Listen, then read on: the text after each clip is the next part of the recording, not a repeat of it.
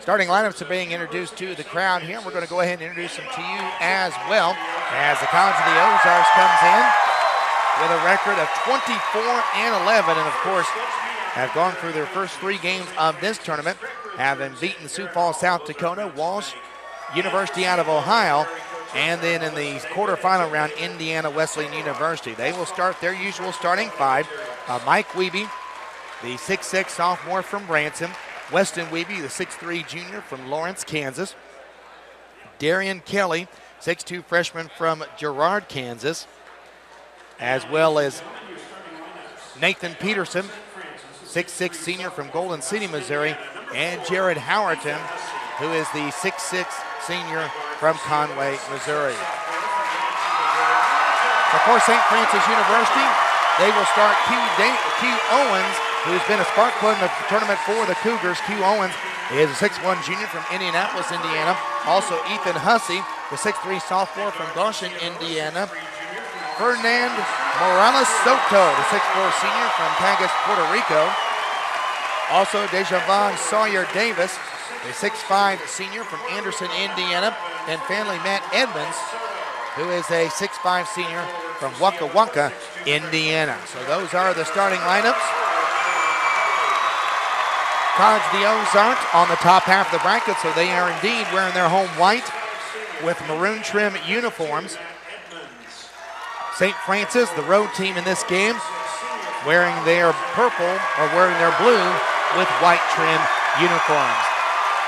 Capacity crowd coming in here to the College of the Ozarks Keeter Athletic Complex, and tell you what, this town has been electrified by this tournament this year, and I guess maybe it's because of the victory over Walsh, but it just seems like, and I know C of O has been in this situation several times before where they have won and been going to the semifinals, but this one seems a little bit different. It really does, and it's almost just the belief of the folks that are here and of the student section, or should I say student sections, one piled on top of another over behind the College of the Ozarks bench. You can almost feel that not only do they believe, but indeed it is a magical run happening right now by this Bobcat team. Our opening tip-off sponsored by HometownDailyNews.com's weather phone for the current time and temperature, 24 hours a day, 7 days a week. Dial 336-5000. And we do want to welcome everyone as well who is listening and watching online on WatchNAIA.com. On WatchNAIA.com, our final 2 matchups on that service tonight. This game, plus the Cornerstone Northwood game, will be coming on WatchNAIA.com later on with Don West and Mike McClure. We will have the championship game locally on HometownDailyNews.com and 100.1 KONC tomorrow night at 9 o'clock. That national championship game, Central Daylight Time tomorrow, 9 o'clock, is going to be on CBS College Sports. Mike Wiebe will be jumping center against Matt Emmons. We're about set to get this national semifinal underway from the College of the Ozarks Keeter Athletic Complex on HometownDailyNews.com, 100.1 KOMC, and WatchNAIA.com. Q Owens gets the opening tip-off for St. Francis. They will have the first crack at it. They're going to go inside to Sawyer Davis, kick it back outside and around the perimeter. Now they bounce it inside, and Kelly knocks out the pass that was intercepted, or knocked away, we should say, by Nathan Peterson. It goes to Howerton down the quarter. Kelly has it on the left wing, so C of O now with a first opportunity to get on the board. Just underway here in the first 30 seconds. Wiebe up to Peterson. Peterson drives in, shoots, and scores. Terry Phillips, Nathan Peterson's really picked his game up here in the national tournament in his senior year. Well, it's almost like Nate has a newfound confidence. He's really exuding it this week. 2-0 College of the Ozarks gets the first basket of the ball game. This is Morales Soto, goes to Edmonds, quick pass inside, hook shot blocked and rebounded as Sawyer Davis' shot was knocked back. Here's Kelly with the rebound and the drive. Kick out to Wiebe. Wiebe in the corner to Kelly. They double-teamed Wiebe, but got back quickly defensively to play straight up again. St. Francis in a straight-up man-to-man. Wiebe has the ball on the left wing. Again to Howerton. Crossover dribble. And then we're going to have a foul call. Not a foul call away from the ball, but I think they got Nathan Peterson for 3 seconds in the lane. And so we'll go back the other way. Peterson was trying to set up a screen in there and just never got out of the lane, I assume. They did. He's trying to clean something off his lip. I don't know if he had a busted lip or what. They just checked him for blood and they're going to allow him to stay on the floor. 2-0 C of O as we're just a minute and a half into this national semifinal. The winner to play either Northwood or Cornerstone tomorrow night at 9 o'clock. Morales Soto tries a three, and that one is good to give St. Francis the lead. Fernandez Morales Soto gives St. Francis the first lead as he didn't have any defensive pressure, had a good enough shooting lane, and took it. 3-2 St. Francis on top. Peterson has it between the circles. Wants to go into Wiebe, and that ball's knocked out of bounds. And it was last touched by one of the St. Francis players. I think it may have been Hussey that got his hand on it inside. And it will belong to College of the Ozarks with 18 to shoot. C of O in their fourth ever national semifinal. They are for a perfect 3-0 in these contests. Here's Wiebe for three in the lead. That one is short. Peterson tips the rebound, but Weston Wiebe somehow comes away with it, and C of O will get to reset.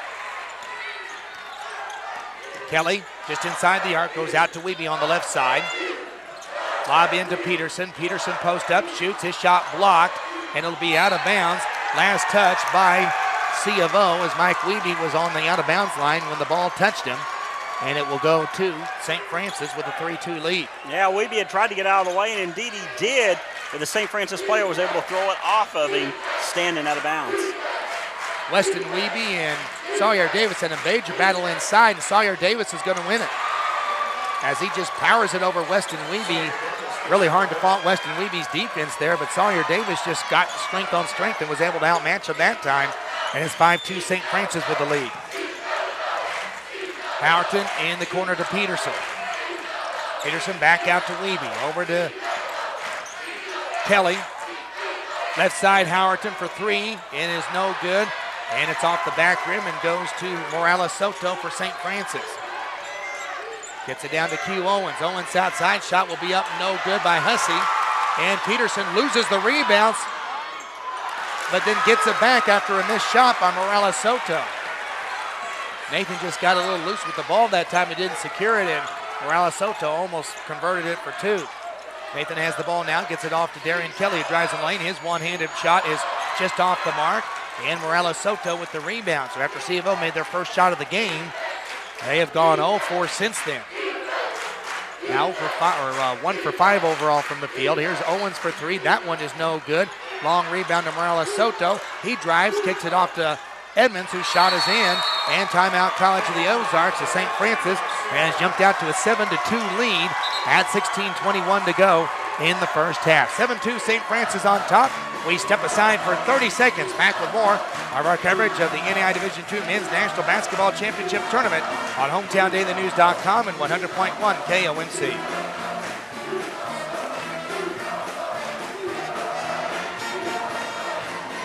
Well, St. Francis so far, Prairie, has not been intimidated, or if you want to say, by the crowd here at C of O. They just not let the crowd get in so far. Oh, not at all. They've been able to come out. They took it to the C of O, and that's what it's going to take to get this crowd out of it. You know, they're a team that has a decent crowd. There's a decent support of their own, and that little group has been able to be vocal so far in the first 3.5 minutes of the game. After College of the Ozarks calls a 30-second timeout, 7-2 St. Francis with the lead, C of O with the basketball. C of O can't run the risk of letting St. Francis get too far out in front. Here's Wiebe to the basket. His shot no good. Rebound to Weston Wiebe. His putback is good. Weston Wiebe ends the St. Francis 7-0 run, but Morales Soto quickly the other way. Hussey drives to the basket. Howerton stops him, but Hussey still gets the shot. Ethan Hussey with the basket. It's 9-4 St. Francis. Just 4 minutes gone here in the first half. Wiebe has it on the left wing. Goes up to Peterson. Peterson out to Howerton. In the corner it goes to Wiebe. Wiebe cross court to Kelly. Kelly pushes back outside. Now gives it off to Howerton. Shot clock down to 15. Peterson. Kelly has it on the left wing. Shot clock now at 10. Kelly crossover dribble into the lane. His one-hander is good.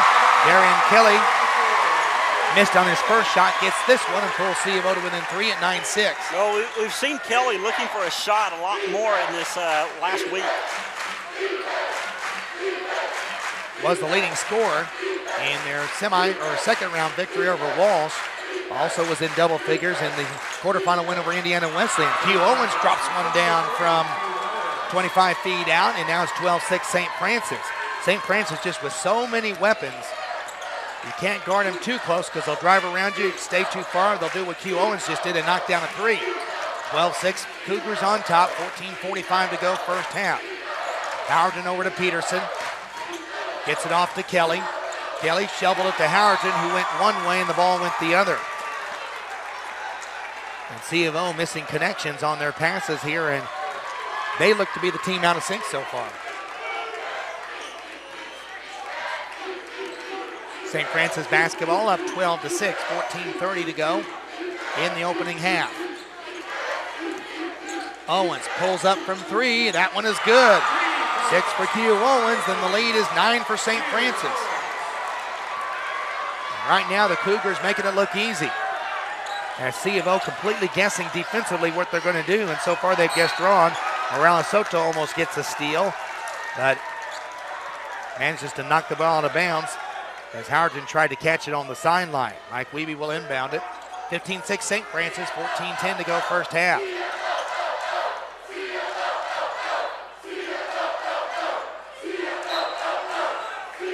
Wiebe goes up high to Peterson, left side to Wiebe. Howerton top of the key. One-hander off the glass by Howerton is short and rebounded by Sawyer Davis. Owens to the front court. Gets around some defenders and now will push it back outside. St. Francis could go up by double digits with a basket here. 13:50 to go first half, 15-6. St. Francis with the lead. Owens is just dribbling out. They've called a new play. They're going to set up a screen for him.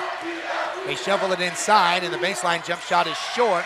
Good play, but Hussey just was short on the jumper. This shows you how patient St. Francis is. They took the whole possession and set up that play, and it almost worked. Quick pass inside, reversed by Wiebe is no good, but he is fouled, and will go to the line for two. First free throws of the game coming up on the first foul of the game. At the 13:25 mark, as they'll get Morales Soto for the foul. That'll be his first, and Mike Wiebe goes to the free throw line. Again, doing what they can, trying to get Wiebe involved. Found him down low there, and is the recipient of a foul. But he's short on the first free throw. Bobcats look a little tight tonight. They just look like they've got a little pressure on them, even though they're the team really that wasn't supposed to be here. Of course, St. Francis wasn't supposed to be here either, but St. Francis were the defending national champions. Wiebe will have one more free throw on the way. That one is good, so Wiebe has his first point of the ball game. And C of O back to within 8 at 15-7. 13:20 to go in the first half. Sawyer Davis up front to Morales Soto. Now here's Owens. Drives into the lane. He puts it up, and the layup is good as he rolls it home. Owens already with 8 first half points. It's a 10-point St. Francis lead at 17-7. This is the furthest that C of O has trailed in any of their tournament games so far. Even though they trailed most of the first half, both against Sioux Falls and Indiana Wesleyan, they were never down by double digits. Kelly shovels it into Peterson. Peterson looks for help and is going to get fouled as Owens almost gets a steal, but does commit the foul, and it'll be out of bounds on the St. Francis second foul. First substitute of the ball game for College of the Ozarks. They're going to put Spencer Blair in for Mike Wiebe. Kyle Williamson will come in for Nathan Peterson, and Sheldon Shaver will probably spell Jared Howerton. Austin Lazier also in the ball game for St. Francis now, the 5'9" senior, checking in for Chad Lacrosse's St. Francis Ball Club. Weston Wiebe over to Williamson. Some good shooters in this second rotation for C of O. Maybe hoping that one of them could get open. Shaver was a big factor in C of O's win the other night against Indiana Wesleyan. Here's Weston Wiebe, the basket. He pulls in, and he gets called for the player control foul as he lowered the shoulder, dropped it down, and pushed him aside. Well, he was trying to find a way, trying to back his way down. He got to where he wanted, did that little quick pivot. But when he does, he's the one that initiated the contact. The defender was sitting there waiting on him. 17-7 St. Francis with 12:20 to go first half. Here's Sawyer Davis that rolls one in. Sawyer Davis with 4, and St. Francis is up 12, 19-7, and the Bobcats are in danger of being run out of their own house here. St. Francis complete control early. Williamson in the lane. His jumper's no good. He tips the rebound, but to Owens, and it knocks it out of bounds. Kelly knocks it out of bounds. Last touch by C of O, and now St. Francis 12-point lead and the ball. And they get it quickly into the front court. Kevin Bloom also in the ball game now for St. Francis. Gets it to Sawyer Davis. His hook shot no good. But the rebound out to Owens. Kicks it outside. 3-ball for Sawyer Davis is no good. St. Francis, though, gets the rebound again. C of O right now just being outrun to all the loose balls. And so far, St. Francis has all the momentum going. C of O needs a break, and they get one here as the ball was tied up. C of O finally gets it and calls a timeout. So C of O gets the ball back down 12, 11:38 to go in the first half. We'll step aside for this timeout locally on HometownDailyNews.com. Back after 30 seconds on 100.1 KOMC. You know, so far, Perry, St. Francis looks like a team, and, you know, we talk about College of the Ozarks or their home court advantage, which is nothing else, but you know, St. Francis won 8 in a row on this board. I think that says something for them as well, and that has to mean something as well. Well, it does, and they've been basically coming out like it's business-like, taking care of business, doing things well on both ends of the floor. They've really frustrated the C of O offense. I'm not sure C of O's got a good offensive look, except maybe once or twice down the floor, and on the other end, St. Francis getting what they want. 19-7, College of the Ozarks trails St. Francis with 11:38 to go in the first half. Scott McCauley along with Perry Phillips here with you on HometownDailyNews.com and 100.1 KOMC, as well as on WatchNAI.com. The audio and video stream is happening tonight. Right now it's St. Francis with a 12-point lead. College of the Ozarks looking for some answers. Williamson has it on the left wing. Crosses over the top of the key to Shaver. Shaver has the ball tipped away so he can get his dribble back if he wants to use it. And he does now. But still has no one to throw it to. Finally finds Weston Wiebe as the shot clock is down to 7. Sevo needs to go. Here's Wiebe to the basket. His shot goes up in and out. No good. Blair and Williamson find each other for the ball, but somehow Sevo comes up with it. Here's Shaver to the basket. And the foul's going to be called on St. Francis in the lane. We'll see if they give Shaver free throws on it. They will. 2 coming up for Sheldon Shaver, but that's just the point of frustration as Williamson and Blair fought each other for the rebound, and both of them had an easy putback if one had just given way. Yeah, and right now, like you said, and I think you said a little bit ago, Sevo playing a little bit tight, having trouble really getting anything to go. Wiebe's first free throw is good. Weston Wiebe, the junior from Lawrence, Kansas, who is the cousin of Mike Wiebe, who was just checked back in the ball game as Weston will leave. I said Weston with the free throw. It was actually Sheldon Shaver with the free throw, and he made it. So that's Sheldon's first point. Sheldon had a big game against Indiana Wesleyan. His threes in the first half basically got C of O in the game against Indiana Wesleyan, who, by the way, is from the same conference as St. Francis, the Mid-Central. Shaver misses the second free throw, so C of O finds themselves down 9. St. Francis with the ball, leading 19-8 with 10:50 to go here in the first half.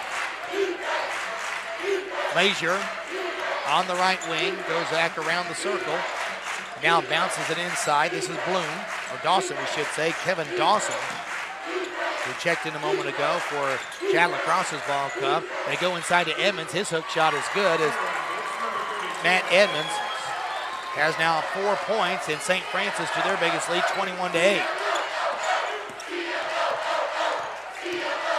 Kelly over to Shaver. Shaver between the circles. They were looking for Wiebe. He shovels it to Wiebe. Mike looks to get something going inside. They body him. They get it out to Shaver. Shaver has his shot maybe partially blocked by Bloom. And the rebound down to St. Francis. They've got numbers at the other end. C of O back quickly defensively. Here's a drive by Morales Soto. Ball's knocked around inside and picked up by Kelly for C of O. Bobcats on the run and a double team for Kelly just as he crosses the timeline where we'll zone in a St. Francis foul. St. Francis doing a nice job of scouting on that last inside touch. Weeby got it just inside the lane. He wanted to go for that little fall-away jumper he's gone for years. They had it scouted out and made it where he really couldn't go up at all. You know, that's one of the unique things about this tournament is that these teams know each other well because they've been here 3 games and everyone's seen each other, so you know their recent tendencies. Even though they go against their season tendencies maybe, you still know what they're doing right now and how they're playing, and it really means you have to kind of come up with new ways to score every time out. Here's Weeby's baseline jump shot. That's an air ball. Williamson steals the rebound. Putback is no good. Rebound is stepped home by Mike Weeby as he clears the lane and goes in. That's a way to make a shot. Lazier at the other end misses it. Rebound no good. Tie up on the loose ball is a held ball to College of the Ozarks. And that dunk by Weeby has got the C of O crowd electrified.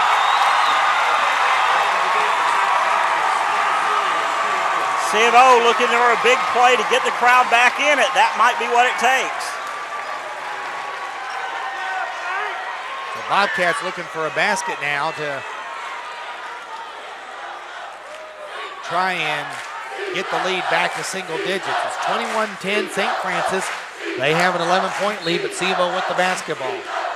Alex Williams, the sophomore from Wichita, Kansas, in the ball game. He brings the ball up the court to Williamson. Williamson over to Williams in the corner. Back up top it goes to Blair.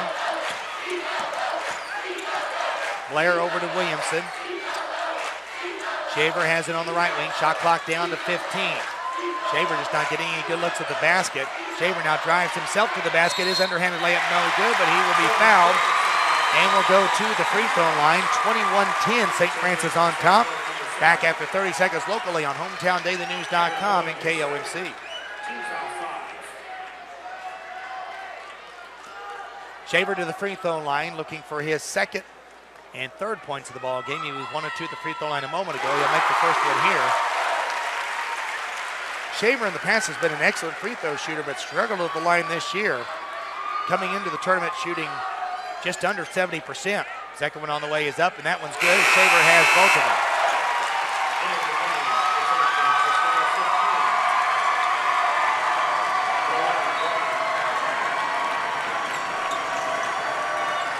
Sheldon Shaver makes 2 free throws. The Ozarks back within 9 at 21-12.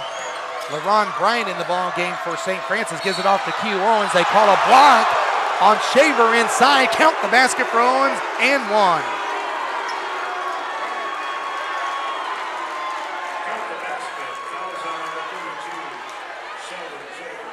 That was very, very close, but not a lot of argument from the C of O bench on that one. Owens just made a quick move to the basket, and that's what Q has been doing this whole tournament. Owens makes the free throw. He now has 11 first-half points, and St. Francis is up by 12. You know, one interesting thing about St. Francis, and I'll be honest, I didn't catch it until it was pointed out by someone else, but St. Francis is one of 3 teams to beat Northwood this year, a team in the national second semifinal.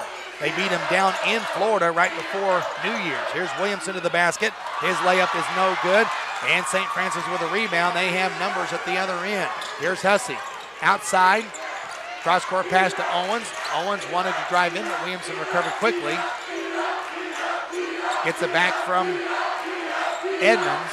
And he just decides to take the jumper himself. That shot is short, and Weeby with the rebound for C of O. Bobcats on the run, down 12.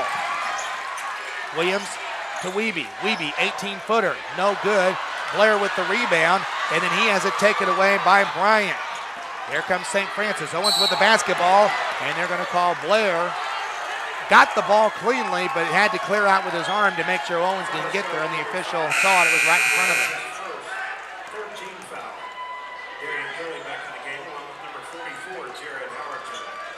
That's one play you kind of wish if you're CVO, the official was trailing, but no, it was kind of right there in front of him, and it was in front of us too, and we had a good look at it, so, you know, he had to as well. 24-12, St. Francis on top with 7:38 to go first half. St. Francis trying for their second straight national champion. You know, no team has won the Division II championship back-to-back since it's been at College of the Ozarks, and it's only been done one time in Division II history. Here's a shot for 3 by Hussey. That one's off the mark.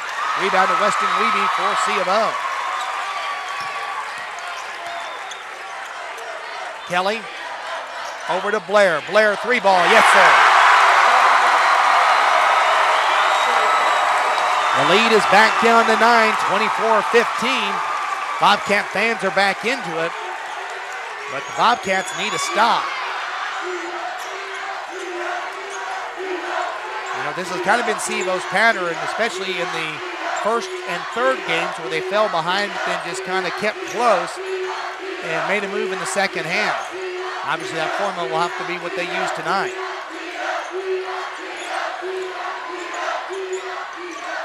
Shot is up, no good. Rebound is mid, and we're going to have a foul called on Owens for St. Francis. And for Q, that's going to be his second. That'll be team foul number 6.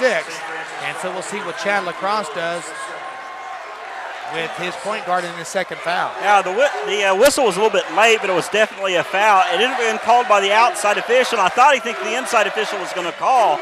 And as soon as he didn't, he blew his whistle, and the ball goes the other way. Blair in the corner for another three. He brings that one as well. Spencer Blair with 6. It is 24-18.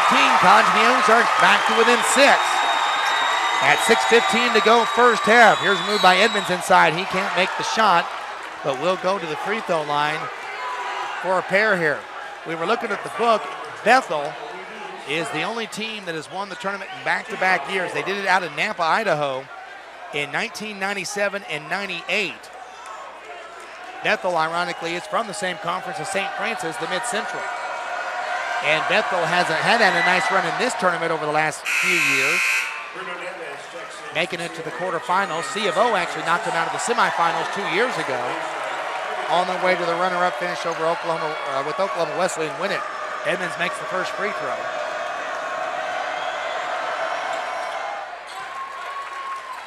And second. Edmonds with 6, and the St. Francis lead back to 8, 26-18, 6:05 to go first half. Kelly gives it off to Howerton. Over to Kelly. Top of the key, Bruno Neves checked in during the free throw. The senior from Brazil. Here's Howerton. He's not had a point in the ball game. Blair drives to the basket, kicks out to Kelly. Kelly wants a three. He will miss it. Rebound tip, but picked up by Austin Lazier for St. Francis. Here come the Cougars on the run, leading by 8. This is Sawyer Davis to the basket over Weston Wiebe, and he travels. Weston Wiebe that time getting the defense but not giving ground as Sawyer Davis tried to make the move to the basket. Yeah, and credit Weston Wiebe for moving his feet and just staying in line with him, and that's what ended up causing the travel. 26-18, St. Francis, 5:35 to go first half. Howerton gives it off to Wiebe. Between the circles. Kelly has it, gets it back up top. Hands it off to Howerton. Sevo right now looking for something inside. Haven't tried it in there yet. Howerton backs up, gives it off to Kelly. Shot clock down to 8. Kelly drives to the basket, and his shot's going to be blocked out of bounds, and it was last touched by St. Francis, but as the ball came down, it hit Kelly as he was laying on the out-of-bounds line, and St. Francis gets it back. Yeah, the block shot goes right back into Kelly, and he slides out of bounds, and that's just a nice play by the St. Francis defense. Clean block, too, and now St. Francis with a chance to go back up by double digits. Lazier has it. Now under 5 to play. St. Francis 26, College of the Ozarks 18. Bloom lobs it in, and the shot blocked by Wiebe, picked up by Howerton. Howerton in traffic, has the ball knocked from behind, but it'll stay with College of the Ozarks. Well, Wiebe gets a clean block inside as Weston Wiebe, after getting beaten a few times, now kind of starting to assert himself a little bit inside. Court crew will come out to fix up the floor. Again, Northwood and Cornerstone will be our second semifinal tonight. The winner of that game will play in the national championship game tomorrow night at 9 o'clock Central Daylight Time. Wiebe to the basket. Shot off the glass and in for Weston Wiebe. He has 4, and the Bobcats back to within 6, 26-20. 4:30 to go first half. Hussey shovels it in to Sawyer Davis.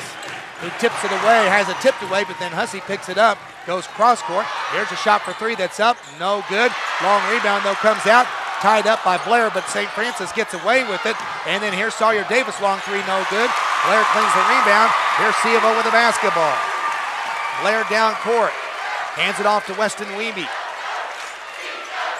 Wiebe waits for Howerton to open up. He gets it on the left wing. Now Kelly has it. C of O can cut the lead to a single possession if they can nail a three here. Neves over to Kelly. Shot clock down to 15. They lob it inside to Weston Wiebe, and the ball's picked up by St. Francis. It was tipped in there, and Wiebe not able to recover. So C of O missing an opportunity there to cut in the lead. St. Francis now looking to extend it, leading 6. Yeah, I'll say something to that last possession. Spencer Blair really all over the court today on both ends. Lazier holds on to the ball, gets it down to the baseline to Edmonds. Edmonds being guarded by Neves in this set. Edmonds backs it back out. St. Francis looks like they want to run some clock. Shot clock is down to 8. And then Sawyer Davis gets kind of a lazy pass from Lazier. It was kind of on both ends. Lazier kind of just threw it over there, but then Sawyer Davis just tried to one-hand and it was just out of his reach. Yeah, it goes right over to the C of O bench. And so now for the third, fourth different opportunity, C of O has a chance to cut into what is now a 6-point deficit. 3:20 to go first half. College of the Ozarks 26-20. Dustin Price in for the first time. 6'2 junior from Spokane. Mike Wiebe back in the C of O lineup, and they're going to bring Q Owens back into the St. Francis lineup, even though he has 2 fouls. Owens will return to the lineup. 11 points for St. Francis in the first half. 26-20 St. Francis. 3:15 to go first half. Bobcats had a 2-0 lead, but since then St. Francis has controlled the game. Led by as many as 13. Shaver in the corner. Gets it back to Howerton, over to Wiebe. Shot clock down to 17. Price to Weston Wiebe. Back over to Mike Wiebe. Mike back to Howerton. Over to Price. Price drives around the perimeter. Shovels it over to Shaver. Shot clock down to 4, down to 3, down to 2. Shaver drives the basket, shoots, no good. Weebe's tip-in's no good. Out of bounds to St. Francis. 2 different looks at it for the Bobcats, just unable to get it to fall. St. Francis gets back quickly. C of O was walking down court, but they now hustle back down court.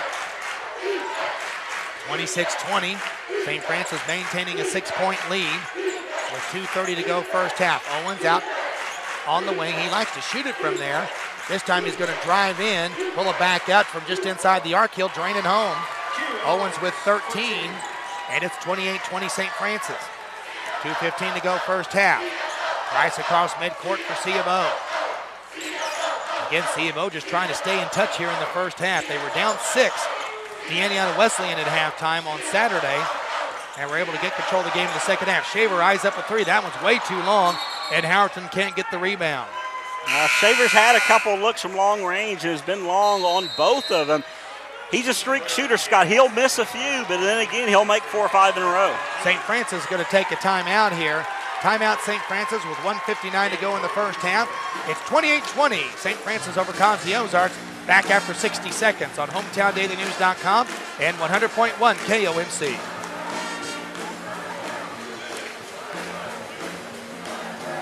All right, now, Perry, it's simply that College of the Ozarks has not been able to get over the hump. They've kept the lead about 6 or 8 right now for St. Francis, but that's kind of the threshold that they're trying to get over right now.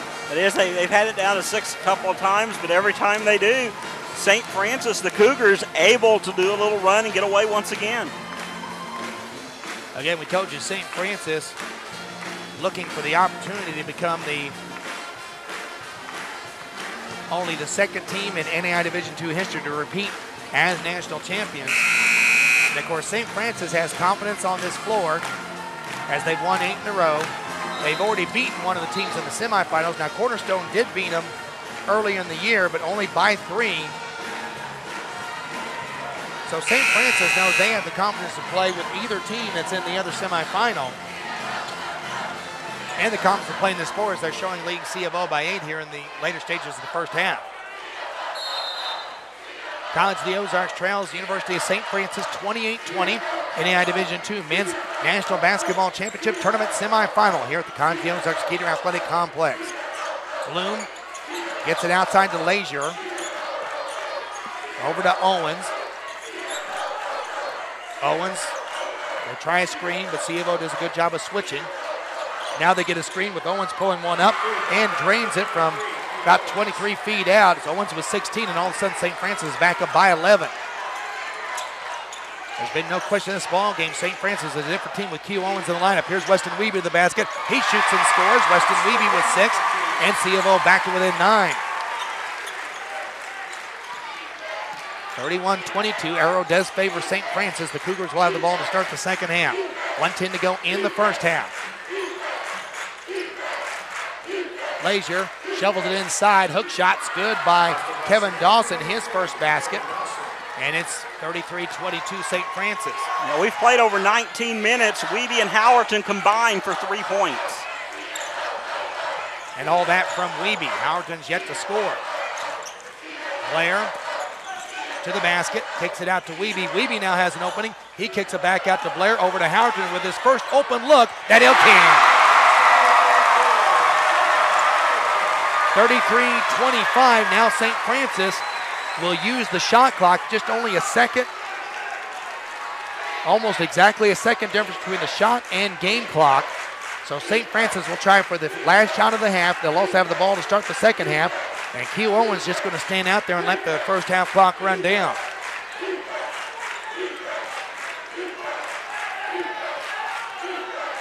Owens now will set the offense in motion. 7 seconds to shoot. Owens has it, drives to the basket. It's loose. Shot is up, no good. Rebound will be out of bounds. And it's last touch by C of O, but only 0.1 to go. So nothing C of O is going to be able to do with this one. So the first half will come to an end. And the Bobcats, with a big 3 by Howerton, will be 8 down at halftime. St. Francis 33, College of the Ozarks 25, as we have arrived at halftime. 33-25, our halftime score. Locally, we're going to step aside for 3 minutes and then a check of weather, and then we'll be back with our halftime show after this on HometownDailyNews.com and 100.1 KOMC.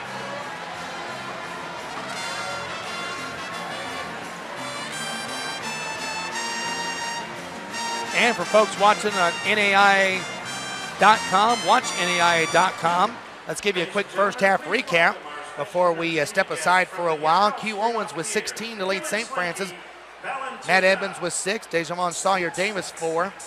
Ethan Hussey 2. Fernand Morales Soto with 3. And Kevin Dawson 2 in the first half. Weston Wiebe leads C of O with 6. Loel Spencer Blair. 4 for Sheldon Shaver.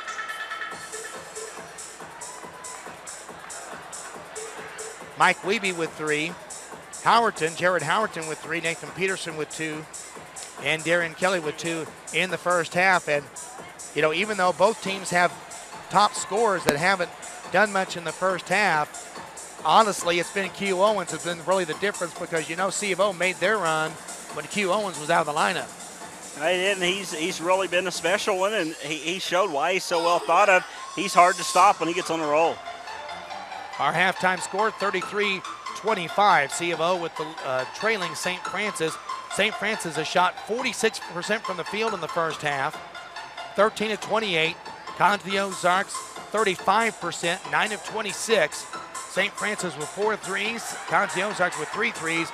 Rebounds are pretty close. Actually, C of O with a 1 rebound advantage, 14-13. All the other stats are even, but the main stat that isn't, C of O trailing St. Francis at halftime. St. Francis 33. College of the Ozarks 25 at halftime. We're going to step aside for a little bit.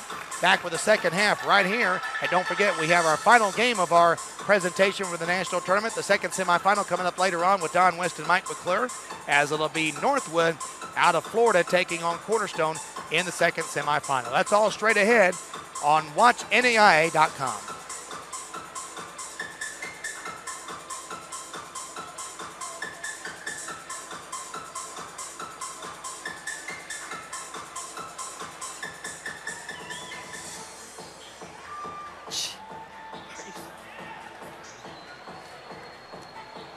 Takes all kinds.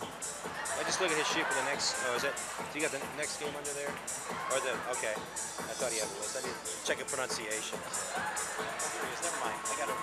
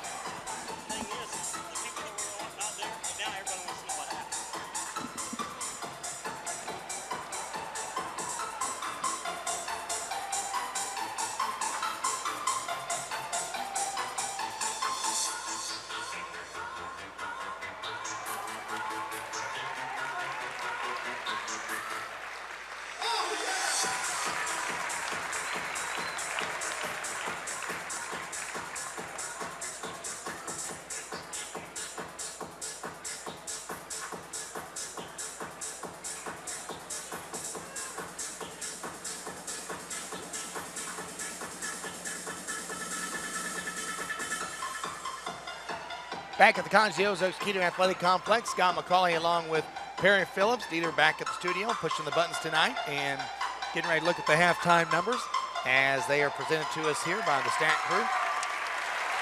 The stat that we can read off the board, 33-25, St. Francis over College of the Ozarks at halftime. And Perry, I got to be honest with you, the way that St. Francis has defended C of O, I think C of O has got to be very fortunate they're only down 8 at halftime, because C of O has really not got anything going offensively in the first half.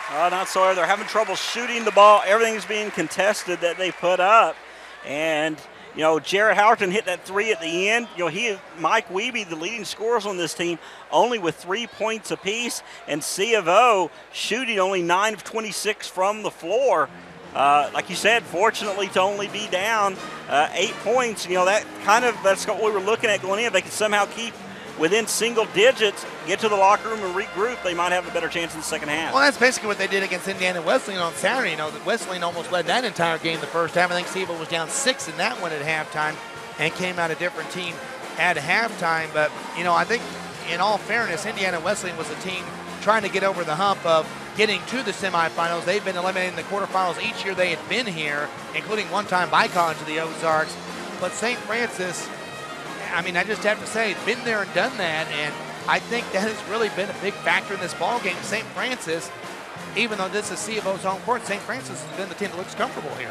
And I think comfort was the exact word that really fits the way that they played, because quite frankly, for the first 10 minutes or so, C of O was the team that was tight. Finally got loosened up and got that big basket from Howard that you talked about right before halftime. Weston Wiebe and Spencer Blair are the leading scorers with 6 for C of O. Sheldon Shaver has 4. Then you've got Mike Wiebe and Jared Howard each with 3. Darian Kelly and Nathan Peterson with 2. And again, Darian Kelly's not been much of an offensive factor. He has been in the previous games in this tournament. Yeah, and Spencer Blair's been huge. You hit 2 threes, and he hit 2 threes both at key times where it looked like St. Francis was going to try to run away with this. Basically what Sheldon Shaver did Saturday, right, in helping to keep it in it.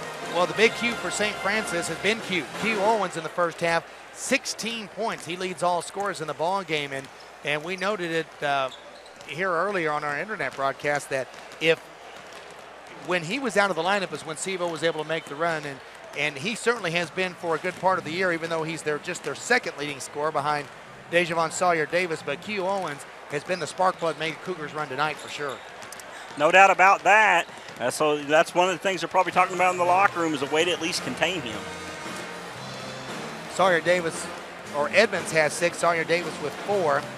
Morales Soto 3, Dawson and Hussey each with 2 for St. Francis in the first half, who has shot 46% from the field. C of O only shooting 35% in the first half. C of O's made 4 threes for St. Francis. Actually, C of O has a 1 rebound advantage, 14-13.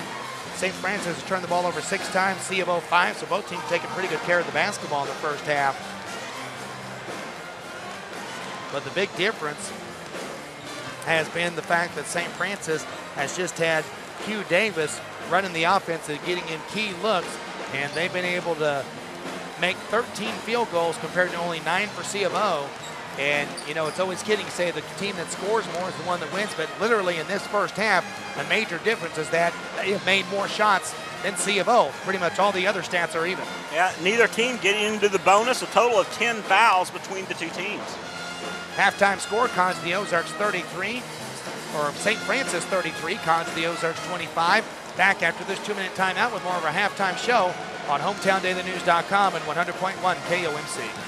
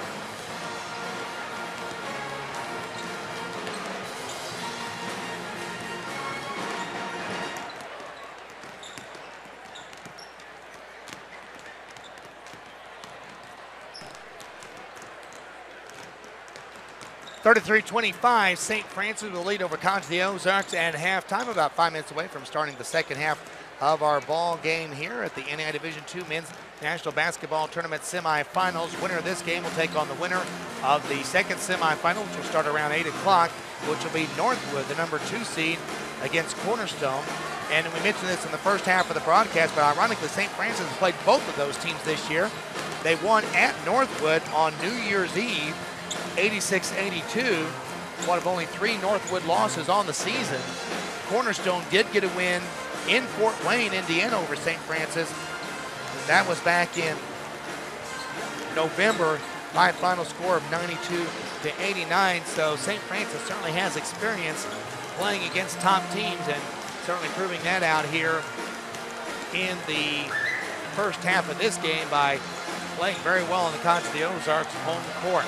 Again, halftime score 33-25, College of the Ozarks in trailing St. Francis. We're back with the second half after this 2-minute timeout and a check of weather on HometownDailyNews.com and 100.1 KONC.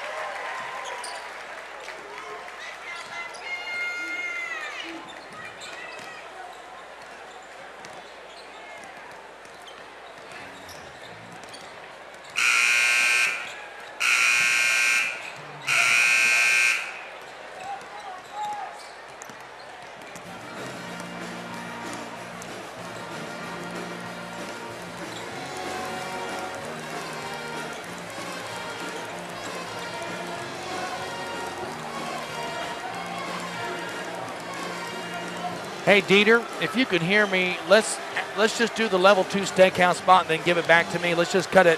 Go ahead and do level 2 steakhouse and then do weather after that, please. Let's don't play Outback Steak and Oyster Bar and level 2 back to back. So let's do weather after this and we'll just do Outback Steak and Oyster Bar in the second half.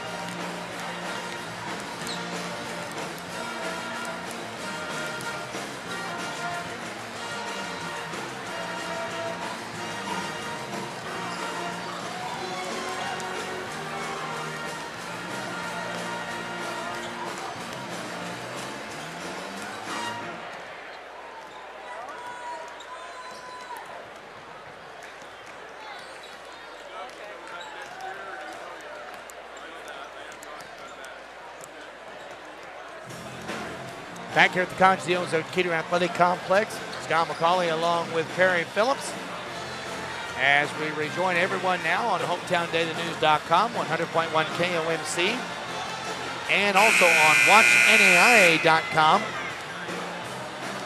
As the College of the Ozarks trails St. Francis University 33-25 at halftime. University of St. Francis will have the ball to start the second half, and the Bobcats, if they hope to get back into this period, really going to almost have a repeat of what happened here Saturday against Indiana Wesleyan. And I heard, they're not going to start with the ball. St. Francis gets the first look at it, but if they're going to get back into it, they need a couple of stops and a couple of big plays offensively to get this crowd into it and then try to ride that emotion towards maybe cutting and eventually getting the lead and being able to ride from there. Well, if you remember against Indiana Wesleyan, C of O did have the ball to start the half. They hit a 3. Then Indiana Wesleyan answered with a 3, but then C of O hit the next 2 threes to tie the game. And I think Indiana Wesleyan after that had the lead only one more time. So they'll have to have a similar outcome here in order to overcome this deficit. St. Francis on top, 33-25 at halftime, and they will start with the ball in the second half. Q Owens, who had 16 in the first half for the Cougars, will start with the basketball, left over to Morales Soto. Top of the key to Edmonds. Now Owens has it on the right wing. They're going to go inside. Here's a layup that's going to be short. Rebound knocked out of bounds, and last touch by Matt Edmonds. So C of O does end up holding on the first possession. Step one, check it off. Now let's see what the Bobcats can do on offense. Well, the main thing they got to do is find ways to get Howerton and Wiebe the ball in better shooting positions. See if they're able to accomplish that. A lot of that Mike Wiebe did by just getting his own shot. Here they put Weston Wiebe to the basket. He gets behind Edmonds and scores. And what a pass by Mike Wiebe, threading the needle. He had about a 2-foot block. He could throw the ball in and did it. 33-27, C of O back to within 4. Now bounce pass inside, and the pass intercepted as Sawyer Davis throws it right to Mike Wiebe.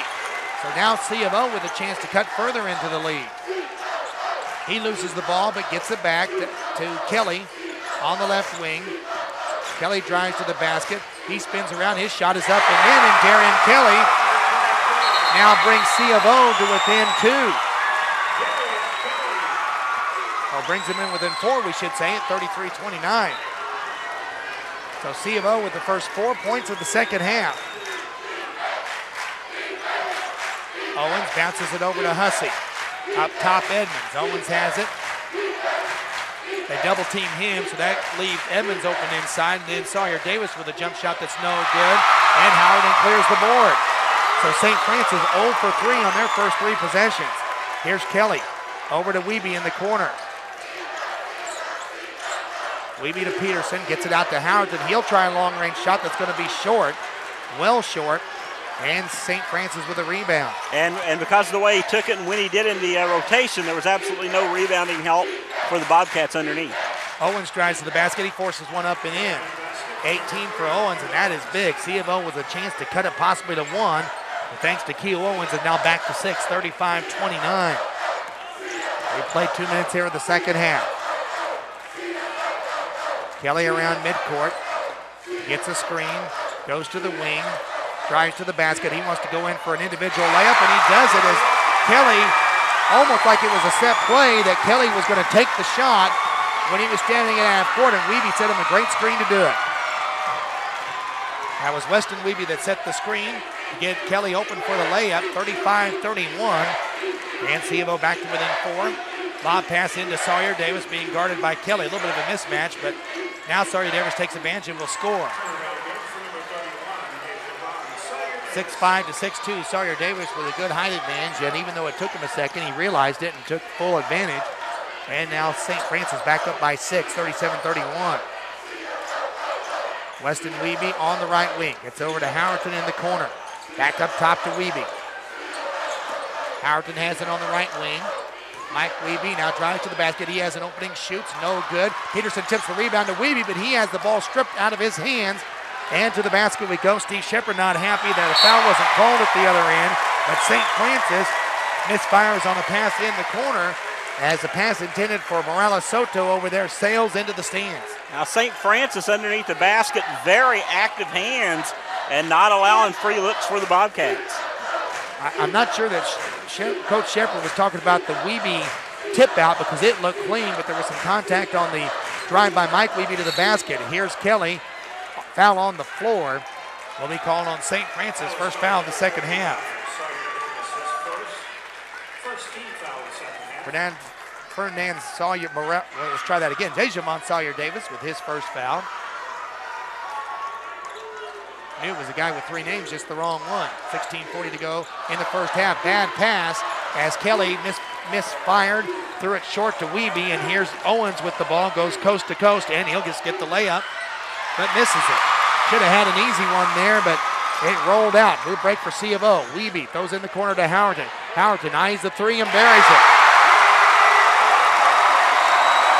6 for Jared Howerton, and it's 37-34, but only for a moment as C of O loses Sawyer Davis in the backcourt and lets him have an easy layup. Now you can't celebrate, you've got to get back. Here's Kelly to the line, or to the basket. He loses it, and St. Francis will get the rebound and a foul. But, you know, C of O had a good surge of emotion there, but they have completely lost it in a simple 30 seconds by not getting back on a layup and then forcing a shot at the other end. And it gives St. Francis the ball back and a chance to expand on a 5-point lead where the Bobcats could have easily been only 2 or 3 down. Yeah, there were 3 down just a second ago. Now here's Owens. He likes to shoot the 3, does, but misses. Weeby catches the air ball. And Mike in traffic goes to the basket and scores. Nobody picks up Mike Weeby right in the middle of the lane. He's either going to dunk that or lay it in every time. 36-30 or 39-36. St. Francis lead down to 3. They lob it in. And the basket's good by Sawyer Davis as he was able to get under the basket and back it out again, knocking the C of O defense away inside. But the Bobcats have got a little momentum. 41-36, and Chad Lacrosse wants a timeout for St. Francis. 15:27 to go. We step aside for 30 seconds. Back after this timeout on HometownDailyNews.com and 100.1 KOMC.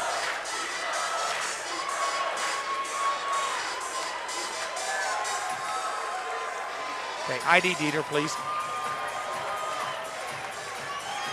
41-36 our score. St. Francis leading College of the Ozarks. And Chad Lacrosse taking the timeout here to settle his troops down, even though it was after a made shot.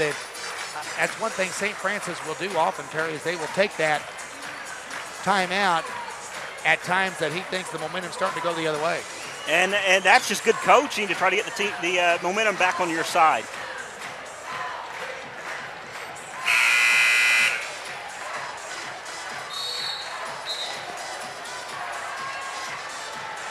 (41-36) St. Francis, University of St. Francis, the Cougars from Fort Wayne, Indiana, leads the College of the Ozarks Bobcats in the NAI Division II Men's National Basketball Championship Tournament semifinal. Scott McCauley along with Perry Phillips on HometownDailyNews.com and 100.1 KOMC, and also on the audio and video stream on WatchNAIA.com. C of O basketball trailing by 5. They have trailed most of this game, but have cut the lead to 3 a couple times here in the second half. Peterson has it at the top. Gets it over to Mike Weeby. Mike Weeby on the right wing. Over to Weston Weeby. Mike Weeby in the corner. St. Francis has done a very good job of not letting Mike Weeby get a good look at 3. Of course, he's a good 3-point shooter on top of being a good driver to the basket. And the ball's going to be tied up. Held ball will give it to C of O, but only 2 seconds on the shot clock. So C of O will have to make quick work of it here. They'll get the ball on the sideline, but of course on a held ball that stays with the offensive team, they don't get a reset of the shot clock. So they have to deal with what they got, and that's 2 seconds on the shot clock.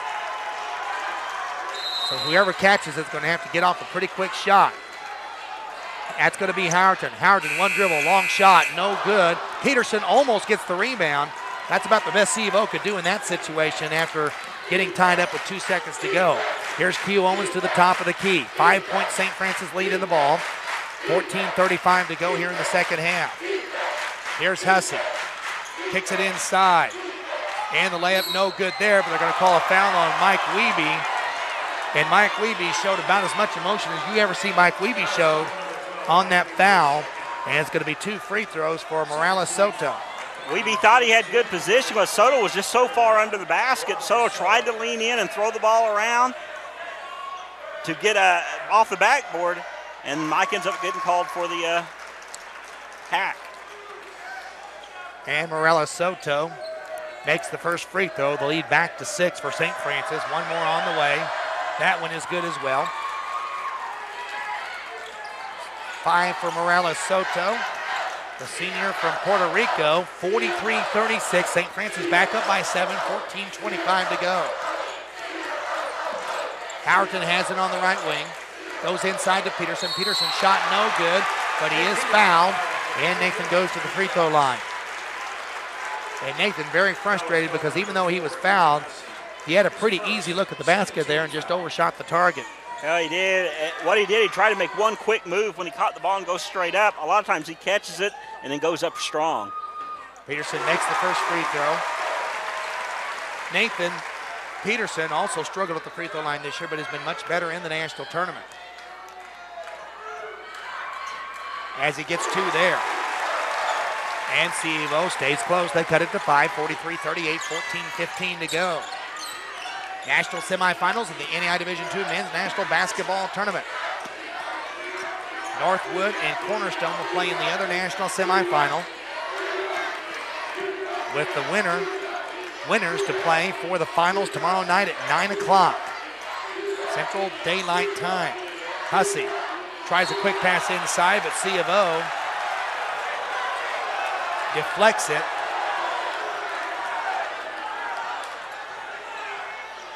And they're going to talk about the deflection. They initially gave it to St. Francis. I'll have to admit, I was completely screened out because of all the bodies in there. But St. Francis will get it back. Here's a drive to the basket and a pass that's going to be intercepted and a foul called on Edmonds. Darian Kelly holding his ground on the interior, picks off the errant pass. And then doing a nice job of moving the ball and making it where St. Francis can't tie him up.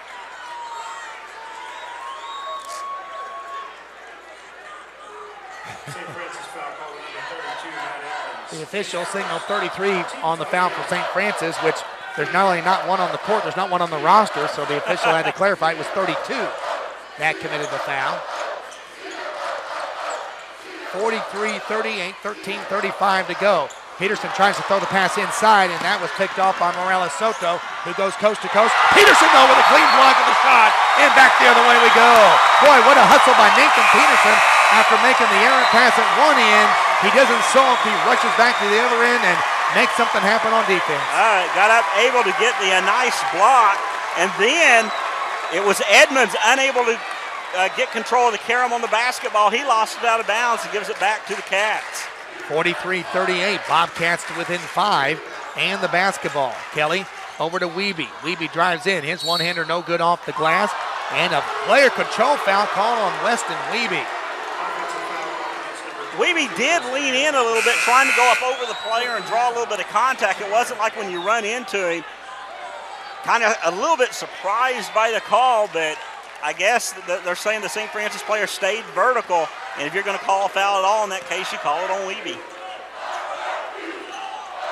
43-38, that's Wiebe's second foul. 13 minutes to go, St. Francis 5-point lead and the ball. Again, C of O missing an opportunity to cut the lead closer. They've been to within 3 a couple times here in the second half. Hussey in the corner, drives, 15-foot jump shot is no good. Kelly skies high, tips the rebound to Wiebe, who comes back the other way. Wiebe wanted to go coast to coast. He will now shoot, no good, and a blocking foul call.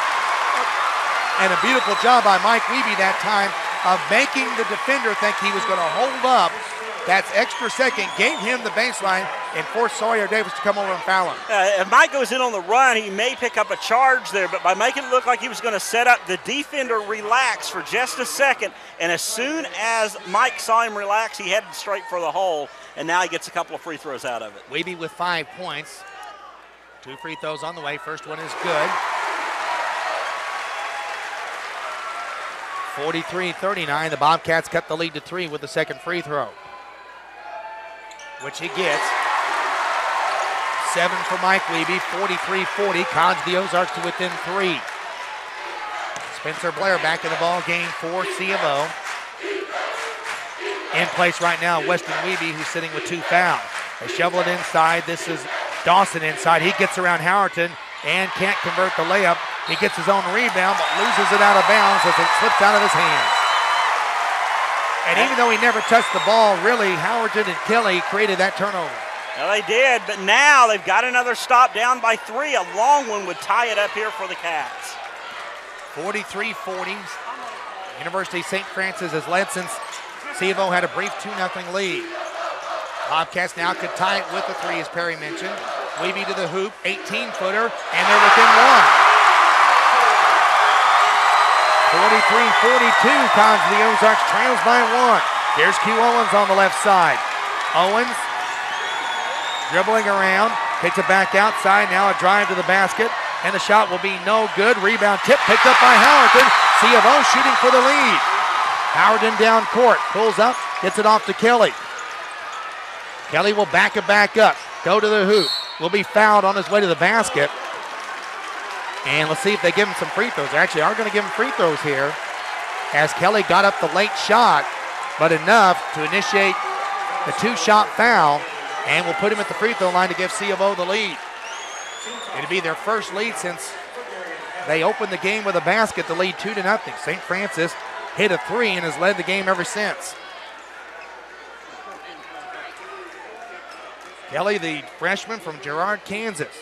First free throw up. That one too hard, but rolls home anyway. That is a definite shooter's bounce there. That one looked like it was going to bounce off hard, but as it bounced off hard back towards the front rim, it hit it and fell home. Tied at 43, one more on the way. And C of O has their first lead since the initial stages of the ball game. College of the Ozarks 44, St. Francis 43. St. Francis with numbers at the other end, but Blair steals it from behind. Here come the Bobcats on the run down the sideline. Blair gets it off to Kelly. Kelly to Howerton. Howerton for 3, no good off the back rim. Boy, that one would have brought the house down, but had a good look at it, but decided to go ahead and take it, even though he didn't have any rebounding help. Now Key Owens at the other end. His shot will be off, no good. It hits the support beam, and C of O gets it back. Even with that last miss, C of O, Scott, on an 8-0 run that has given them the lead and electrified this crowd. 44-43, College of the Ozarks in front. Winner takes on North Whittier Cornerstone for the national championship tomorrow night. Kelly across midcourt for the Bobcats. Gets it off to Shaver. Shaver over to Kelly. Blair has it on the left side. They lob it for Wiebe. Hard. Wiebe's fadeaway jump shot. No good. Kelly, though, gets the rebound and pulls it back out. Over to Blair. Blair drives it back. He's got an opening and scores!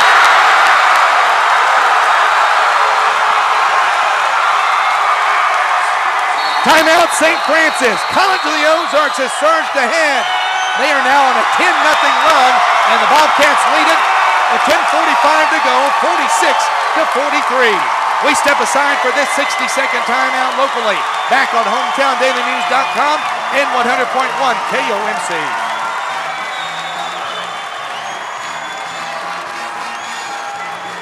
Well, Perry, you know, you were wondering a little bit earlier if the Keeter Athletic Complex crowd would have a chance to get back into it.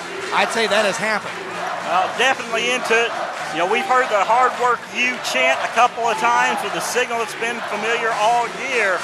And now they're into it, yelling for defense. They're back into it all over this auditorium. This auditorium holds about 3,500 folks, and it is pretty packed in here tonight. And of course, there's probably still a few more folks to come in following Cornerstone or Northwood for the second game here, but College of the Ozarks has surged ahead with this 10-0 run that has put them back in front, 46-43, after they had led only one time prior in the ball game. Of course, a pretty important possession coming up for St. Francis now. And folks, this is the St. Francis team that trailed almost the entire quarterfinal matchup before rallying to beat Davenport.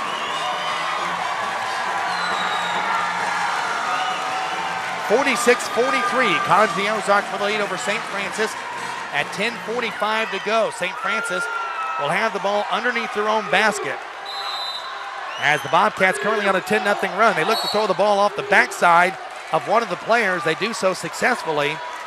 Owens misses the shot, but will get to go to the free throw line, and that was Key Owens just to take an advantage of the situation. C of O was kind of trying to get set up and didn't realize what had happened. And the player on that side not paying too much attention, off his backside, and gives Q a chance to hit a shot. He's not able to do so. They can still get some points at the line. And gets 19, one more on the way to get the lead down to 1. He does. Keo Owens up to 20 points. C of O lead is 46-45. Those two free throws in. A 10-0 run for the Bobcats. C of O 46, St. Francis 45. Peterson has it between the circles. Over to Kelly on the left wing. Kelly drives to the basket. His shot is going to be blocked and caught by Q Owens, who was out of bounds. So now St. Francis can retake the lead with a basket here. Morales Soto goes inside to Edmonds. Evans gets around his man and scores. Made it look easy, and St. Francis is back on top, 47-46. As he spun around two defenders inside, and St. Francis has retaken the lead. Lob into Wiebe. Wiebe catches it somehow, gets it back out to Shaver. Shaver wants to get out of trouble and finally does get it to Blair. 47-46, St. Francis. 9:50 to go, excuse me. Kelly dribbles around, gets it to Blair. Blair drives to the basket, shovels it to Peterson inside. His shot is blocked and recovered by St. Francis. Hugh Owens down court. In the corner, quick pass inside. Shot's going to be up, no good. Blocked by Peterson, but he can't control it from going out of bounds. Nice block by Peterson after he was blocked on one end. Just the only difference is when the St. Francis got the block, it carried right to one of their players, and this one goes out of bounds. Well, after a 10-0 C of O run, now St. Francis on a 4-0 run as they've retaken the lead 47-46. C of O putting Jared Howerton back in the ball game. Also Kyle Williamson checking back in, and Bruno Neves in the lineup for the Bobcats currently. Coach Steve Shepard shuffling the lineup around. Here's Hussey with the basket inside. That shot is up, rolls in and out, no good. Howerton takes the rebound away from Morales Soto. C of O can retake the lead with a basket. Kelly on the right wing, gives it off to Howerton. Playing in the right corner, over to Williamson. Now Blair gets it quickly to Kelly on the left side. Kelly lobs it into Neves. Neves wants to throw it someplace and throws it out of bounds.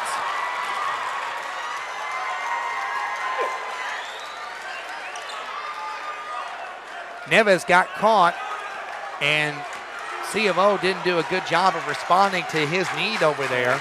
Steve Shepard wanting Howerton to come around the baseline to help there. He did. Howerton blocks a shot at the other end, but then the rebound to Sawyer Davis, and he's going to go to the free throw line for two. And while he shoots a couple of free throws, we'll step aside for 30 seconds locally. Back after this on HometownDailyNews.com and KOMC. It looked like Neves on that last possession, Scott, for C of O, did not want to take the chance of throwing the cross-court pass, so instead he tries to opt for the little easier pass and ends up just misreading, throwing it out of bounds. Sawyer Davis with two free throws, and C of O now down by three again.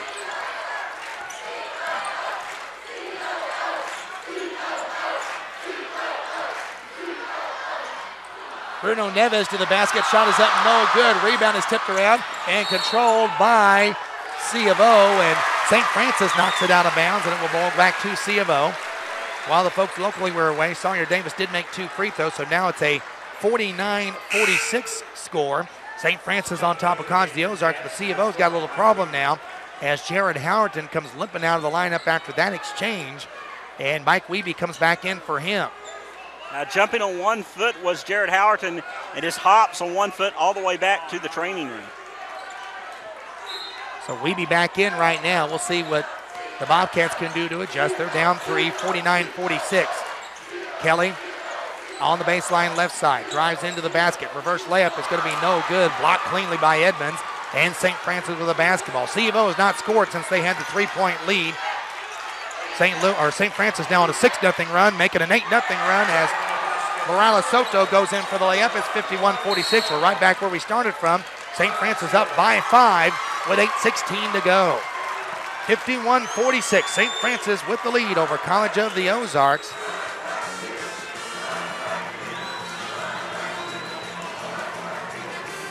And we're going to step aside for a 60-second timeout. Back after this, St. Francis lead College of the Ozarks 51-46 on HometownDailyNews.com and 100.1 KOMC.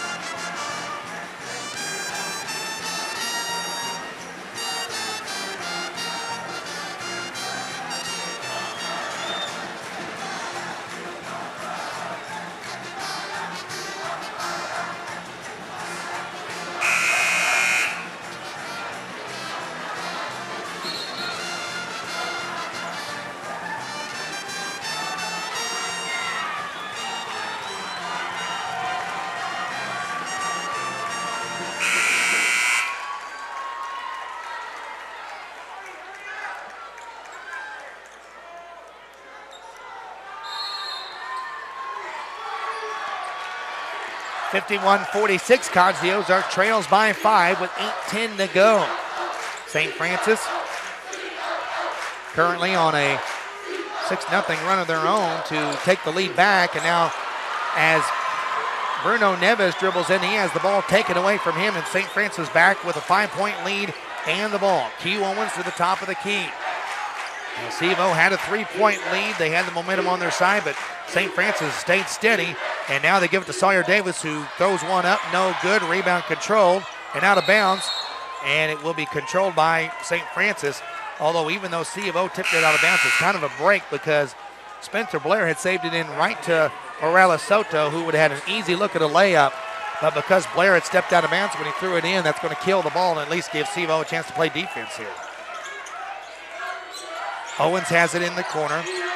Up top to Hussey. Hussey drives to the basket, and he's going to be called for a player control foul. Offensive foul by Hussey, and back the other way it goes. And that was Weston Weeby stepping in and taking the charge. Remember, one win against him a little bit ago. That's why he had to leave the lineup. He comes back in the lineup and is able to draw the charge himself. 51-46, St. Francis, 7:35 to go here at the Keeter Athletic Complex. Kelly with the ball across midcourt. Gets it off to Blair. Blair in the corner to Weston Weeby. He tries to throw it to Mike Weeby, and it's thrown right to Morales Soto. A break for St. Francis, and they foul to get Sawyer Davis to the free throw line, but that's a pass, quite frankly, should have never been made right there. I mean, he was all over it, and that's where the bounce pass is kind of your better option. Yeah, a lot of it, trying to go up over someone that has so much height and they're right up on you. And as athletic as St. Francis is, that's a pass that's going to be that you're not going to have available most of the time. First free throw good. St. Francis has been solid at the free throw line tonight. As the first one good there by Sawyer Davis, he makes them both. And C of O finds himself back down 7. Now on another 8-0 run. So they answered the C of O 10-0 run with an 8-0 run of their own and have got control back for the time being, 53-46. Williamson drives to the hoop and passes it right to St. Francis. Here's Q Owens on the drive. Shot blocked though by Mike Weeby, and now here come the Bobcats the other way. Blair down court, kicks it out to Williamson. Williamson to the basket, pull-up jumper off and in. Mike Weeby's hustle set up that whole situation. He had hustled back. One of the other players went back, at least diverted him a little bit, and then Mike able to get back and block it off the backboard. And now a steal by Spencer Blair from Q Owens. He goes up, shoots, and misses the layup, but Williamson tips it in. And the crowd back in it here at C of O as the students screaming, yelling, jumping up and down, and the crowd all up in the balcony doing the same. All set up by a block and also a block shot, but a 3 in the corner will take care of that as Morales Soto hits another 3, and the lead back to 6 for St. Francis. 6 minutes to go, 56-50, as we're now in the later stages of this ball game. Jared Howerton has made it back out of the training room and onto the bench. Kelly lobs it in to Weeby, who catches it and scores. Didn't know if it was going to stay in for a moment, but that time Kelly, unlike the pass that Weston tried, he got enough loft on it that Weeby was able to catch it in progression on the move and able to get it to the basket. 56-52, C of O back to within 4 at 5:30 to go. Credit C of O. Anytime St. Francis looks like they're going to retake control, C of O has an answer. Morales Soto this time shoots it right around. Actually, Sawyer Davis, I should say, gets the basket. And the lead is back to 6, and St. Francis will take another timeout. Timeout St. Francis with 5:42 to play, and it is 58-52. St. Francis with a 6-point lead. College the Ozarks with the basketball. When we come back after this 30-second timeout from HometownDailyNews.com and 100.1 KOMC.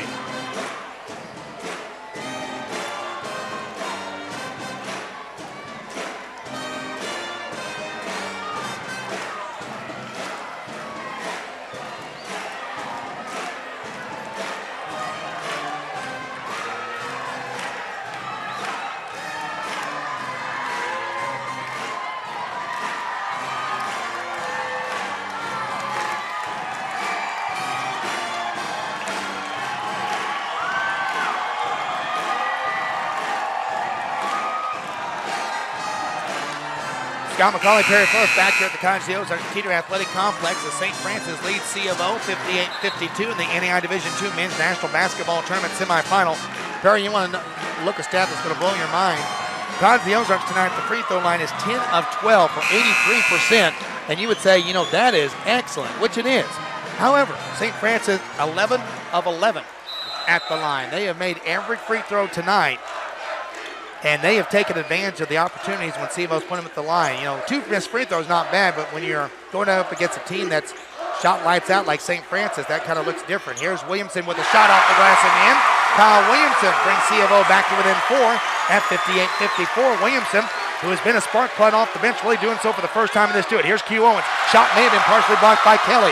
Kelly has the ball on the feed from Wiebe. Kelly to the basket, shoots and can't make it. First shot no good,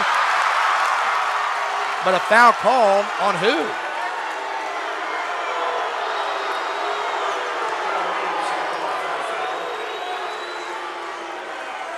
Well, I saw him call an elbow, but I had no idea. And folks, I just said I was screening. I saw no idea, had no idea. They called it on Darian Kelly. They said, I guess he threw the elbow trying to get the basketball. And that one's really big because the tip-in went, and that would have brought C of O within 2. Instead, St. Francis is shooting free throws, and they remain perfect. Well, the crowd didn't like it, but in all honesty, it didn't get much argument from the C of O bench, so there must have been a good case for the official to call it down there.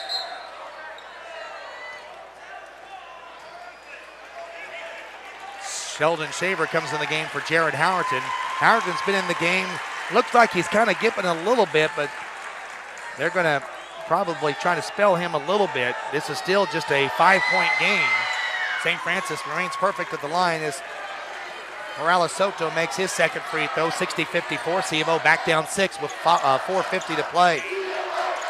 Williamson drives to the basket, kicks it out to Kelly. Kelly over to Shaver, over to Blair. Blair drives to the basket, loses it, but he's going to be fouled, and he'll go to the free throw line, as it will be 1 and the bonus. Both teams now in the bonus, as Spencer Blair steps to the free throw line. Blair's 75% free throw shooter, but has only been there coming into the tournament 28 times this year. Blair misfires on the first one, but again falls it down. C of O's got some nice shots there because that was almost a line drive and somehow failing off the back rim. 9 now for Blair. One more on the way. That one a little more conventional and goes in.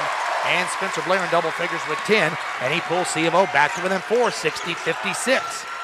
C of O's been as close as 3 here in the second half, but St. Francis has been able to maintain the lead, except for that one brief spurt where C of O went on a 10-0 run and got a 3-point lead, but St. Francis surged back ahead with an 8-0 run of their own.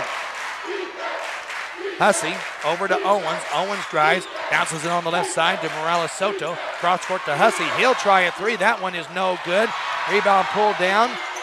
Kick back outside, and St. Francis will reset with 4 minutes to play. Even though the rebounding advantage is about even for either team, St. Francis has really been able to pull down some big boards tonight when they needed to. Yeah, it gives them a chance to, again, run the clock here. 6-point lead in the ball. Hussey cross court to Morales Soto. Up top to Owens. Shot clock down to 10. Morales Soto drives. Pull-up jumper from the baseline is short, but Shaver can't clear the rebound, but it does bounce right to Kelly. And C of O with the ball, trailing by 6. Kelly into the front court. Drives to the basket. Goes all the way in. Shoots. No good. And a foul on the rebound. And I know that's one that Darian Kelly wished he had back. He really didn't get it, even though he was in and going in for the layup. With all the contestants, did not get a good look at it and just kind of tried to shuffle it in. And then again, for the second or third time in recent possessions, C of O committing a foul on the rebound. Well, this is big because now St. Francis can go up by 8, and C of O starting to run out of possessions. But they finally miss a free throw and then a rebound over the back. So the first free throw miss of the game for St. Francis comes at a big time. It's on Ethan Hussey, his 3rd foul, and we walk to the other end for 1 in the bonus. Yeah, now they could have actually only gone up by 6. But now it's even bigger with the miss there. They finally do miss a free throw, but now with a couple of free throws for C of O, they could cut it to 2. 60-56 the score, as my math is corrected, as always it should be. First free throw by Shaver up, and he cans it. Sheldon Shaver has 5. So it's 60-57. C of O can cut the lead to 2 with a free throw. 3:31 to go. It's up, and in and out, no good. Williamson almost clears the rebound, but St. Francis comes up with it. So C of O 1 of 2 at the line. It's 60-57 St. Francis with 3:23 to go. A lot at stake here for C of O. They've never lost in the semifinals. St. Francis on an 8-game winning streak in this tournament. Shot up, no good, but a free throw coming up, 2 free throws coming up for Sawyer Davis as they call a foul inside on C of O. Blair called for his 3rd foul. That is the 19th foul, so this is the last one and the bonus.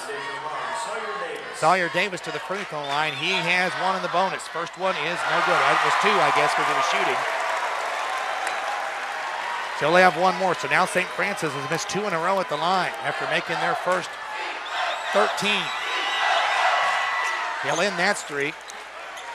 Sawyer Davis now with 19. C of O trails 4, 61-57. 3:10 to go. Blair drives to the basket, goes in for the layup. That's good. Spencer Blair with 12 as he just split the defenders. It's 61-59, 2-point St. Francis lead. 2:55 to go. Spencer Blair, the senior from Bolivar, wanting to continue his play at least one more night. Here's Morales Soto to the basket, gets it out to Hussey. He's left open for 3, and that one he buries. That was a huge breakdown for the C of O defense as they let Hussey all alone out there, focusing on the inside, and Ethan Hussey, who already has won 1 game with a 3-point shot, has put St. Francis in good position with another. And we had a good look at it from our broadcast position, Scott. He shot right in line with us to the basket, and you could tell when he let go it was good. Yeah, he had plenty of time too. C of O completely forgot about him out there. In the game against Davenport that was tied late, Hussey hit a shot on the baseline for 3 that gave them the lead for good and put them in this semifinal. 64-59, St. Francis with a 5-point lead and the ball when play resumes. Don't forget, this is on WatchNAIA.com, our last night of coverage. We will have the second semifinal coming up with Mike McClure and Don West on WatchNAIA.com of the Cornerstone Northwood game. The championship game will be seen nationally on television on CBS College Sport. We will have a local radio broadcast of the game on 100.1 KOMC, and it will be audio only streamed online at HometownDailyNews.com. That'll be tomorrow at 9 o'clock Central Daylight Time. C of O with 2.5 minutes to go, trails by 5, 65-59. And Williamson to throw it in for C of O. Gets it to Kelly right in front of us. Williamson gets it back. Howerton stays on the bench right now. That ankle must really be bothering him. Here's Wiebe with the basketball. His fadeaway jump shot is in as Mike Wiebe goes to 13 points. That patented fadeaway has cut the lead to 3, 64-61. But now C of O needs a stop. St. Francis looking to run clock. They are in no hurry.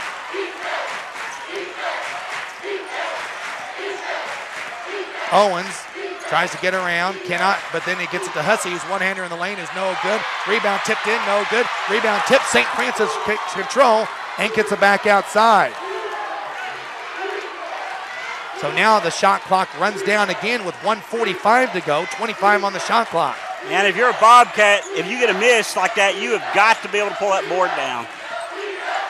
A lot of fans tipped it, but eventually went to Morales Soto, who's wide open on the baseline for a layup. He misses it, though. Layup comes down to the Bobcats. Here comes C of O, down by 3.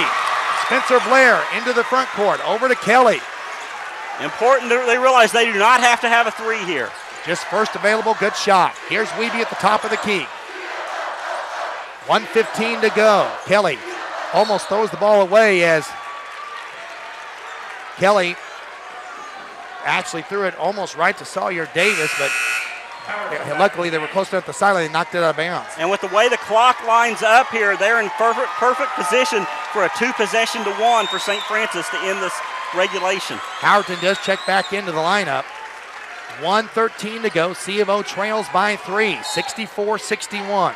As Perry mentioned, they don't need a 3 here. Here's Howerton. Shot clock down to 13, but they do need a score of some type here. Wiebe, he's going to force one up. And gets it! Right in front of the C of O bench! Mike Wiebe for 3! 1 minute to go, 64 all. How in the world did that one go in? Wow. Awesome shot. You know, one of our friends told me not to get a little excited in this game. Couldn't help but throw up the arms for the 3 once that one dropped down. 64 all, 1 minute to go, and a chance to go to the national championship game on the line. All right, let's reset the situation. We have 1 minute to go. What they're going to do is they're going to go over here to the monitor and I think maybe check the clock to see if maybe there should be a little bit more time. And to make sure that Wiebe's 3 was the 3. I don't see how it couldn't be. He was almost on the bench when he shot it, but they will double check both there. And they confirmed it is a 3, and that is what they were checking. So 1 minute to go, 64 all the score. Now here's the deal. We have a 35-second shot clock, so if St. Francis gets a quick basket, they could do the 2 for 1.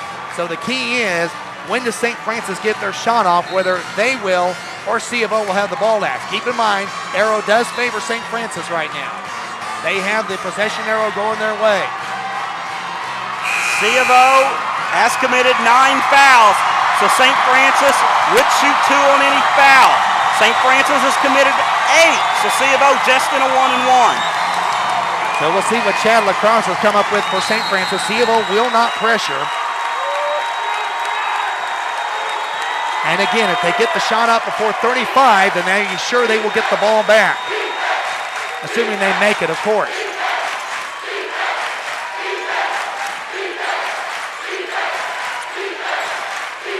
Clock is down to 40. It looks like St. Francis is going to put all their eggs in this basket here because they will not get a shot off before the shot clock expires. Here's a drive to the basket. They're going to force one up. That one's no good. And the rebound's going to be picked up by St. Francis. And a foul's going to be called on Sheldon Shaver. And the fans don't like it. The foul on Sheldon Shaver is correct. What the fans are jumping up about is the fact that it looked like Sawyer Morales-Soto was all over the back of the rebounder, and that wasn't called. But that foul had to be called in order for the easy shot to be missed. Here's a free throw that's good by Morales-Soto. He has 13. And again, awful big, whether there was a foul there or not. The fact is, again, St. Francis able to get key offensive rebound. 13 for Morales-Soto. This one gives St. Francis a 2-point lead. It's up, and it is no good. So C of O with a shot to win it here. Let's see how the Bobcats handle it. I think they're going to go for the last shot. We're down to 17 seconds to go. And C of O wants timeout. So here's the situation. College of the Ozarks, 14.2 to go. And they are going to go for a shot, apparently go for a shot to win it. All right, now, Perry, let's analyze the situation here. When College of the Ozarks gets the ball, would you say that if they have a good look at it early, like with a layup, you go ahead and take it? Yes. I know that would leave time for a shot from St. Francis, but if you get a lock already, remember how well the St. Francis defenses play. If you don't take your shot when you have it, you may not get one. Again, St. Francis has the 1-point lead here and the arrow going their way. That's also important to remember. On a block shot that's a hell ball, St. Francis will get it back. But what is also important to remember here is even if C of O misses with some time left, St. Francis 2 free throws means C of O can still take a 3 to tie it. I did not see anybody from C of O go try to check in, which means they'll probably go with the exact same lineup they had.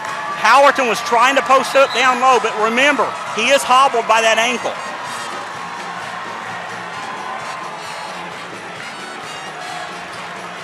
The first semifinal going down to the wire. C of O trails 65-64. St. Francis 1-point lead. Spencer Blair, Sheldon Shaver, Mike Wiebe, Jared Howerton, and Darren Kelly. They get it into Wiebe with 13 seconds to go. Wiebe has it. 9 seconds, 8 seconds, 7 seconds, 6 seconds. Wiebe gets it out to Howerton. Howerton, long-range jumper. It's going to be no good. Rebound put back, and it's good, but don't count it. Wave it off. Wave it off as he was on the out-of-bounds line when he shot it.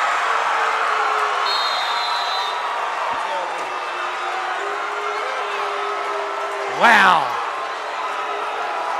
Timeout, St. Francis.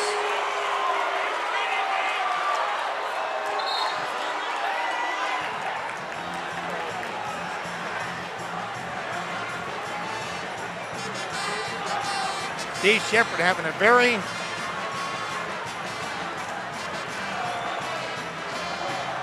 good conversation here. I think they're going to actually check the monitor maybe to see if he was out of bounds or not.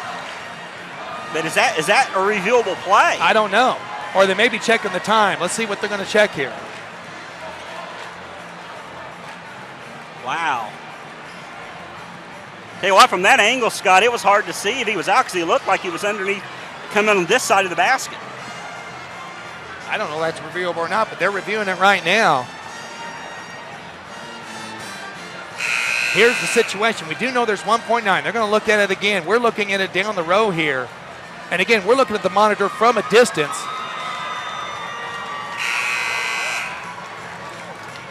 And we're going to see what's going to happen here.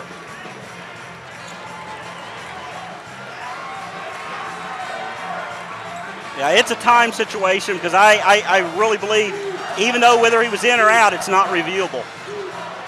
And they go to 2.3. Yeah, but I tell you what, looking at the angle we saw it from, that was very, very close. And you know what I think may have happened? Kelly may have stepped out of bounds and not reestablished his position, where if that's the case, then that was the right call. Yeah, I don't think there's any doubt when he caught the ball, he was in bounds. He was not out of bounds there. If he was out of bounds and did not step in and get both feet established, that is the right call. They started the clock, and they shouldn't have because the foul was called before the ball came in, so it'll be 2.3, and Morales Soto will be at the free throw line. St. Francis leads at 65-64 with 2.3 to go, and that's going to be the fourth foul on Sheldon Shaver. So even if he hits 2 free throws here, the best he can do is to make it a 3-point game, and C of O would have a quick chance to tie it with a long one. Morales Soto at the line, shooting 2. First one is up and good. Back in the game for the Cats, number 12, Mike Wiebe. 14 for Morales Soto. Now Mike Wiebe checks back into the ball game.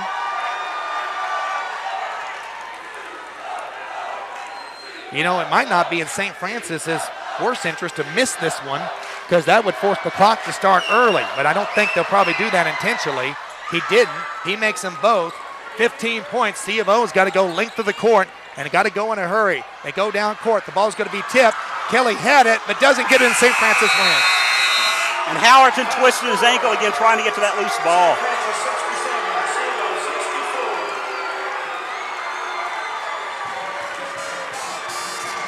So for the first time in national championship history, C of O gets to the Final Four but will not be a part of the championship game. The St. Francis Cougars will be in the national championship game tomorrow night, and they will take on either Northwood or Cornerstone, teams they've already played this year in that national championship final tomorrow night. C of O with a good run in the tournament, but it ends at 24-12. Once again, C of O loses 67-64. They're going to have some ceremonies to present the